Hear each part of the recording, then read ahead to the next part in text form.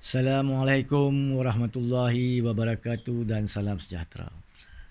Sejak seminggu dua yang lalu, terdapat suatu isu perlembagaan yang dibangkitkan oleh ramai pihak, iaitu berkaitan kuasa kebawah duli Yang di-Pertuan Agong untuk memanggil persidangan Parlimen semasa darurat.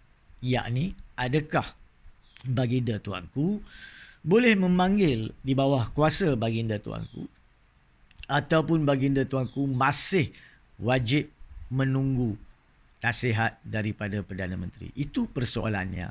Dan kedua-dua pihak, yakni terdapat pandangan-pandangan daripada dua-dua sudut.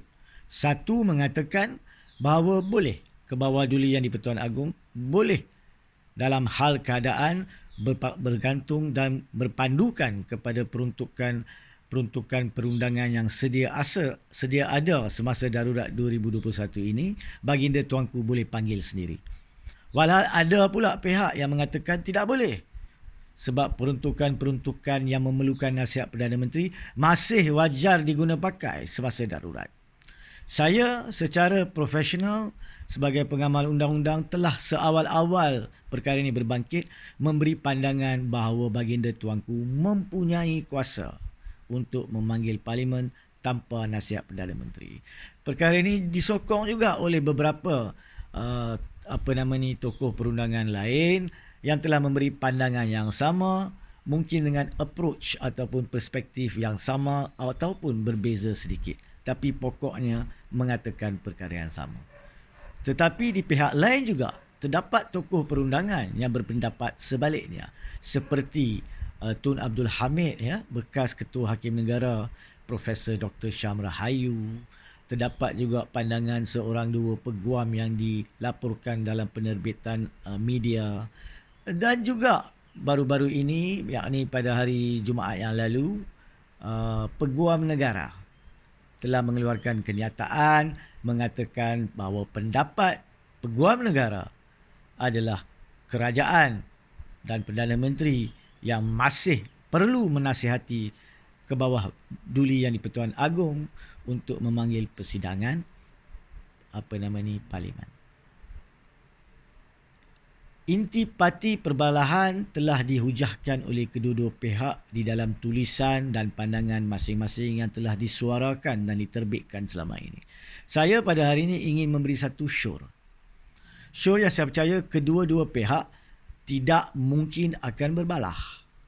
Nombor satu, memandangkan terdapat perbalahan pandangan berkaitan kuasa baginda tuanku semasa darurat, tidak boleh dipertikaikan terdapat satu peruntukan, perkara 130 yang mengatakan, perkara 130 Perlembagaan Persekutuan yang mengatakan apabila terdapat mana-mana peruntukan perlembagaan yang memerlukan pandangan dan bantuan untuk ke bawah duli Yang di-Pertuan Agong melaksanakan tanggungjawab dan interpretasi beliau, baginda tuanku, maka perkara ini hendaklah dirujuk oleh Yang di-Pertuan Agong terus ke Mahkamah Persekutuan.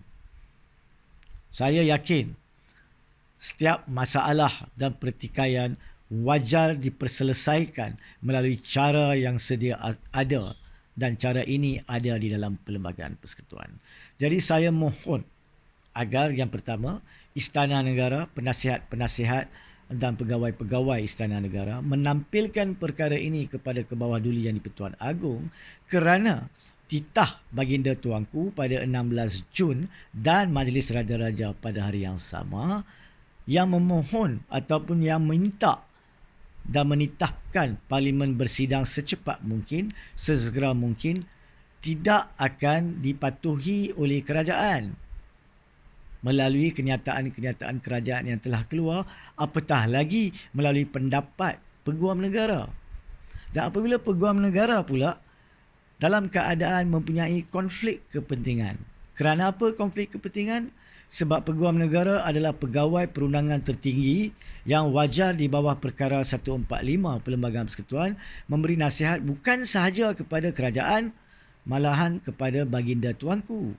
Tetapi dalam hal ini, apabila Peguam Negara telah menyatakan dengan jelas pandangan beliau adalah Perdana Menteri masih perlu nasihat baginda tuanku, maka semestinya lah titah baginda tuanku dan Majlis Raja-Raja tidak akan dipatuhi oleh kerajaan. Oleh itu, wajarlah dalam hal keadaan ini, semestinya lah dalam hal keadaan ini memastikan supaya satu rujukan dibawa terus oleh pihak Istana Negara, baginda tuanku Yang di-Pertuan Agong ke Mahkamah Persekutuan, dan biarlah mahkamah membuat keputusan berpandukan kepada peruntukan dan hujah kedua-dua pihak untuk mengeluarkan pendapat yang boleh dituruti oleh Kebawah Duli Yang di-Pertuan Agong. Yang kedua, sementara menunggu proses rujukan tersebut dianalisa dan disediakan dokumen oleh pihak Istana Negara, saya juga syorkan dan mencabar mana-mana stesen televisyen atau penerbitan streaming, live streaming dan portal-portal untuk mengadakan satu sesi debat secara terbuka, memanggil dan menjemput pihak daripada kedua-dua sempadan pendapat ini supaya perkara ini dapat dikupas secara terus di hadapan tontonan orang ramai. Dan sementara Istana Negara membuat keputusan berkaitan isu perkara 130 itu, sekurang-kurangnya rakyat dapat menilai pendapat mana yang lebih sesuai diguna pakai menurut hujah pihak-pihak masing-masing. Sekiranya tidak ada mana-mana pihak yang bersedia untuk menghadiri debat tersebut, saya secara peribadi, secara profesional mengizinkan untuk pihak yang ingin menyahut cabaran debat ini untuk hadir sebagai salah seorang pendebat di pihak kuasa Kebawah Duli Yang di-Pertuan Agong. Sekian, terima kasih.